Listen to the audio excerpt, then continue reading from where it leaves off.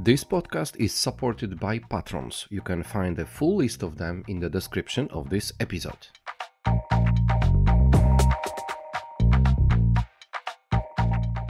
Hello, listeners and viewers of Good Morning BSS World podcast. This is Wiktor, Doktor, talking to you from Warsaw, Poland, and today I am connecting with London, but the subject of our conversation is related to Ukraine.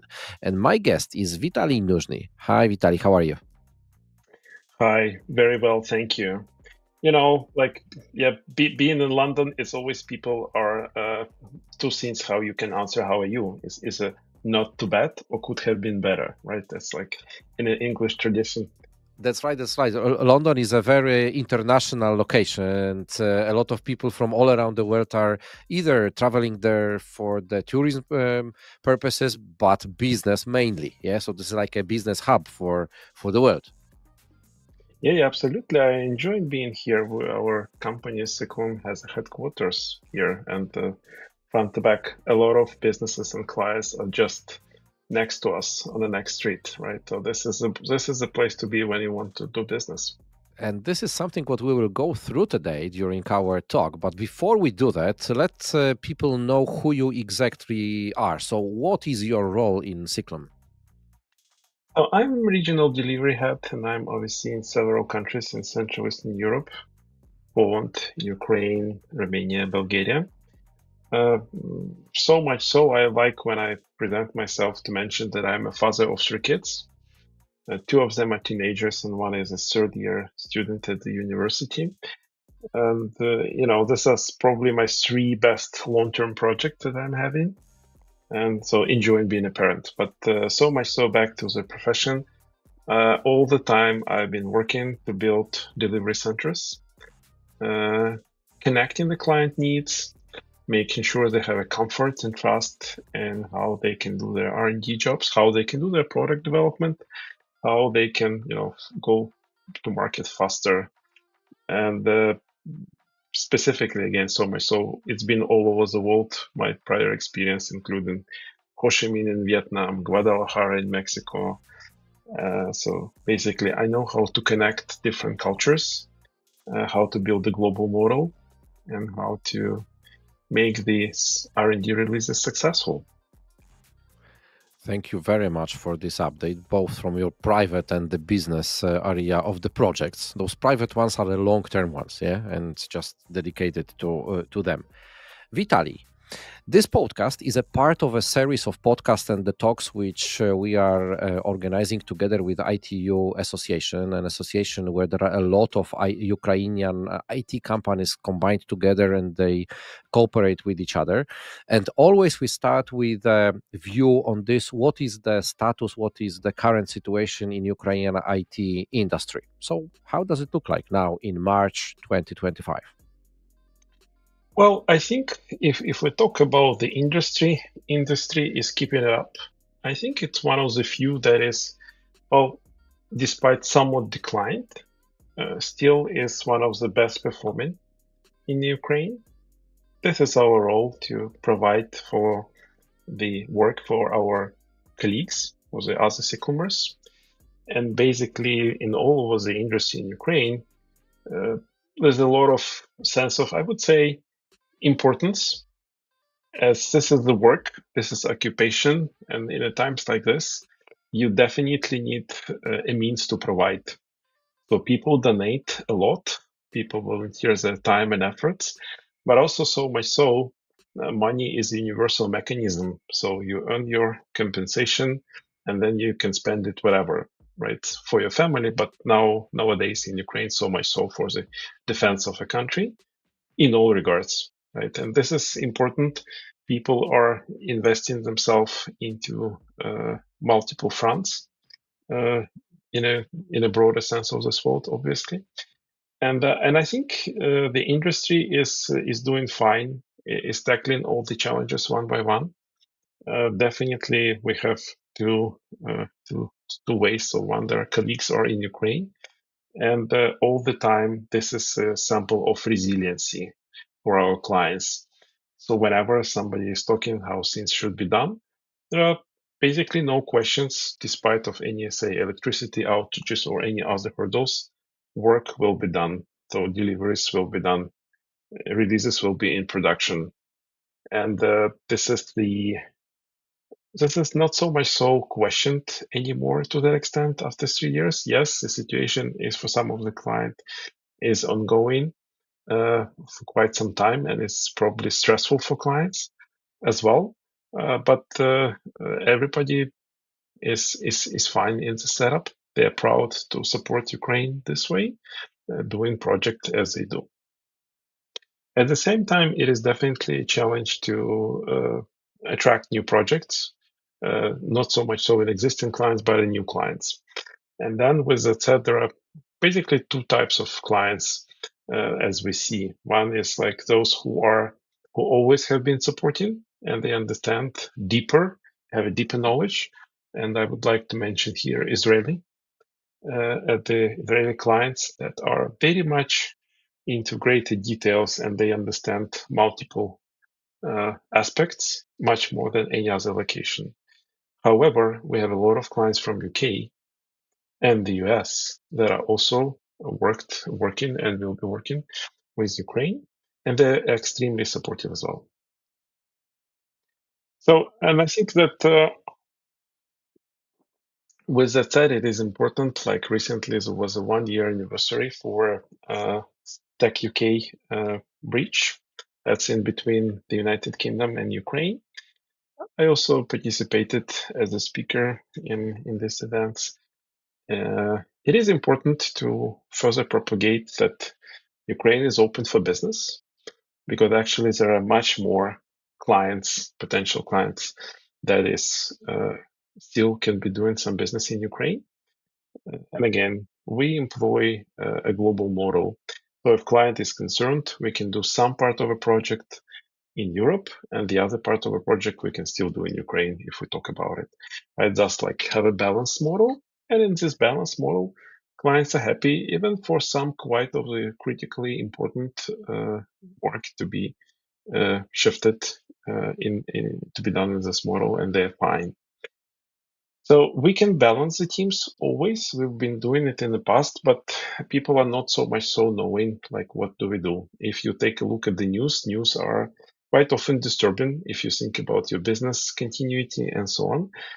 But once you start working with the IT industry in Ukraine, you see that the guys are doing okay, and that the deliverable, the work output will be of always high quality, and that I think is important.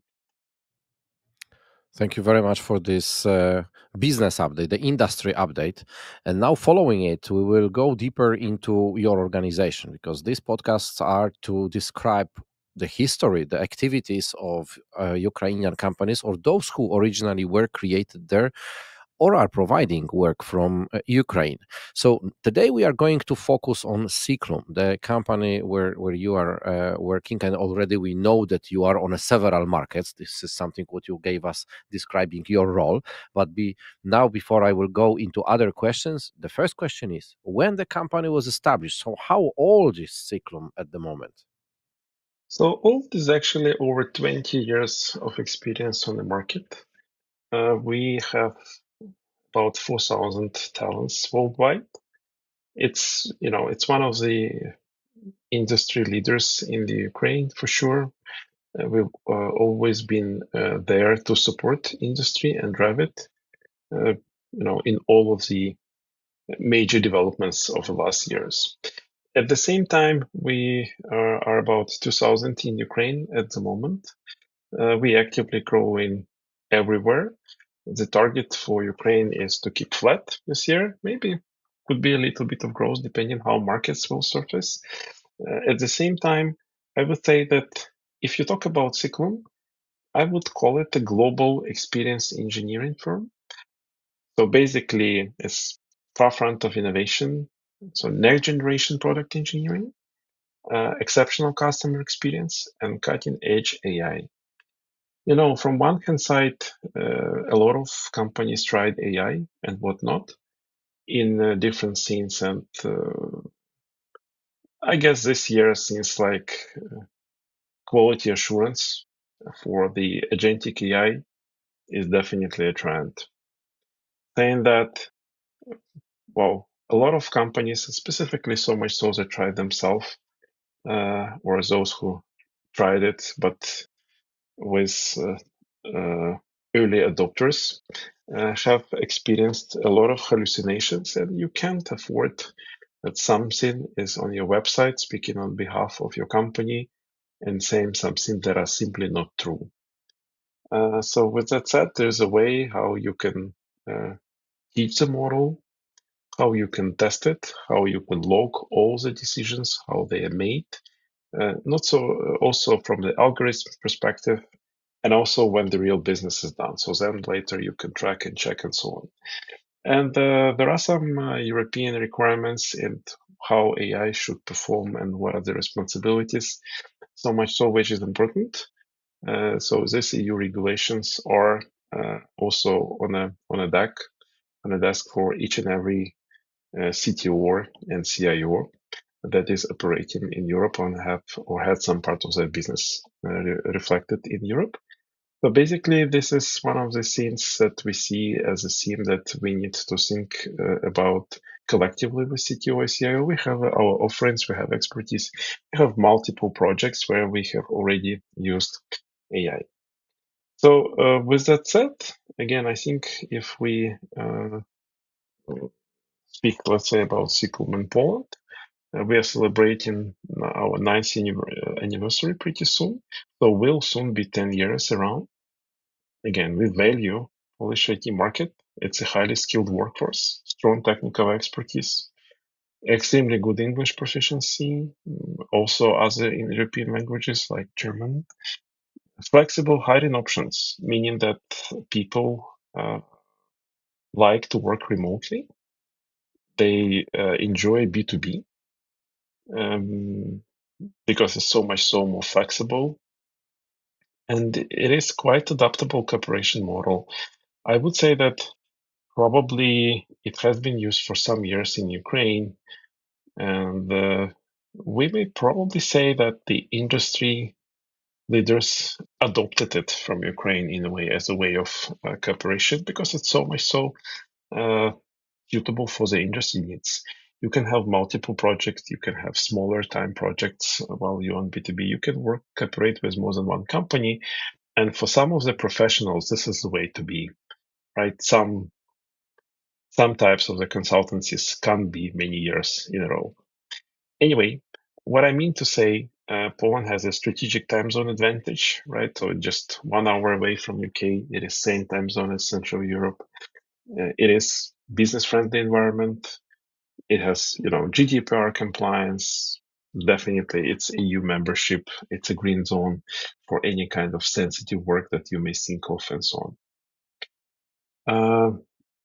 There were probably other things to mention, which are at the fundamentals, which is a strong educational system, a lot of technical universities. I would say that CIKLUM is well recognized in Poland. It is well recognized for Ukrainians. We have several dozen Ukrainians who got local contracts in Poland last year. At the same time, we see that there is a growing market pressure in driving return to office-based work. This is not so much so the client policy, but also what some of the clients ask specifically for new engagement. Can you get a team that will be collocated and would be able to be 3 days in the office? Which I think is a bit challenging because people are used to the setup and maybe 1 day in the office or 2 days in the office and fine, and 3, or I'm not talking about 5. You probably heard that in a global landscape, Amazon this year switched back to 5 days a week in the office. And it's an increasing trend from global tech giants. So I would probably advise for people to be more flexible because this is becoming more and more a requirement to go back to the office. Again, currently office is a place of collaboration, place when you can do a meetup, when you can meet with the team and sync up. on what you need to do. Some of the projects are quite complex in nature, so there's a lot of R&D that is required when you tackle a project, and you need specialists from all of the different skills. It's not a good old times. It's, reinvented new norm, right? So you have to be collocated for that. So I would say that this is one of the things that I see as a trend everywhere, specifically so much so in Poland, that, but also in other European locations, that we need to be in the office more. And I understand that some of the people, they moved to the rural areas, they bought their houses, they live in their happy life, and for them it is impossible, right? However, each one of us can think actually what would be possible with it, how we can tackle it going forward. And this is important part of any future considerations, right? So if you're making your life decision, should you buy a house in a rural area, or you would still need to progress in your career, maybe being closer to major agglomerations so you can have not so long commute and contribute in a group environment should be one of the things to consider. Very well said. And to be honest, I guess that this is a challenge not only for one company but for the whole business as such. I can tell you that I also observed that there is a trend of pushing this idea of going back to the office. How it will happen, how it will end, we will see. Probably some kind of a hybrid will be over there. Coming back to your business and to your locations, we already know you are in Ukraine with over 2,000 people. We already know you are in Poland, which you have kindly described here in a very, very big details. But what are the other markets where you have your operation activities? So I have put down some notes in here before that there was also Romania, Bulgaria, but where else? Mm-hmm. Yeah, so very well. We are quite a global org. I mentioned in the beginning that our headquarters are in London, a few dozen people. Uh, this is both solutioning, consulting, account management, sales, marketing, and we have quite a number of user research here. So those are the people who are specialists who do user interviewing and understand how the products are being used. This is quite in demand service, I have to say. Also, some business analysts, some designers. This is, now a lot has been said that AI is challenging the way how designers are working. Still, nobody can structure it as well as a human, right, and make sense out of it. Oh, a lot of AI tools are helpful here. Speaking of other models, or other delivery centers, we have a delivery center of a few hundred in Spain. So Spain is important for serving our Spanish part of clients. We have quite a cool number of clients in fintech, for example, from Spain. Speaking of other in Central Eastern Europe, we have Czechia and Slovakia. I would mention that we have some IoT capabilities there. We do some industrial design, so it's like extreme full stack. So all the way from the designing the physical piece of, if you see as like many things in a gadget, it's a physical design, it's a firmware, and then what's operate on the device, and it's a software part, how you actually use it within the operating system, applications, mobile, and whatnot. It is important to tell that we have offices, say in Poland, it's Gdańsk and Wrocław. In Kiev, we have offices in Kiev, Lviv, and Dnipro. We have hubs in Vinnytsia, Odessa, Kharkiv. At the same time, if we talk globally, we have growing operations and delivery centers in India. We have quite a representation in Canada. Canada is an easier market to operate as compared to Canada. And the recent one addition is Latin America. So we have teams in Argentina, and they're very handy because they're same time zone collocated with the US. And it actually gives some comfort. So whenever we start a team in Argentina, specifically so much so in support, we can relieve a team somewhere in Europe from a night shift, which they will appreciate for sure. Oh, definitely, definitely. Day is for the work, night is for for the parties or for the sleeping. So having the location in various time zones, it makes such a work comfortable when it comes to support the clients. And when we talk about the clients, I already put the note in here that you are supporting the fintech industry. What are the other industries who you work for? Well, we also work for travel and leisure industry. This, well, we were doing quite a lot of work within there and everywhere with retail. It's payment integration, just to mention. So we are a partner of Stripe, for example, like one of the uh, preferred supplier that if you want an integration with Stripe, here we are. We've done it multiple times. As well, so much so, it is the education, edutech, as we may call it. Nowadays, the way how we do education is changing. The next generation is a short-term attention span, is so much so into video, not anymore into text, not anymore to very lengthy exercise. So it has to be dynamic. Even we worked with some of the solutions for schools, and it is important to connect teacher, pupil, and parents. And teachers may have so many pupils, so many students, but for you as a parent, it is important to understand and have a holistic picture from different channels how your kid is developing, what is important that has to be done, what are the improvement areas, what is the individual learning path. And we helped build some tooling using some machine learning and AI enablement.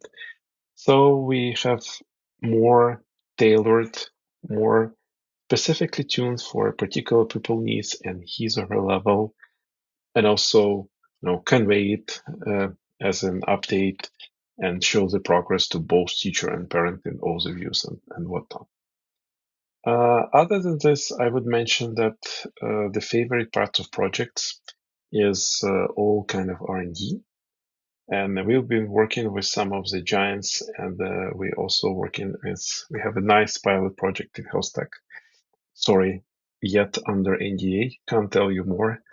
But anybody who is hearing about it, they stop thinking about anything else. It's like a 5-minute pause in a combination of what IoT can achieve, what kind of device and what kind of recognition methodologies we put into it, and the elements of machine learning.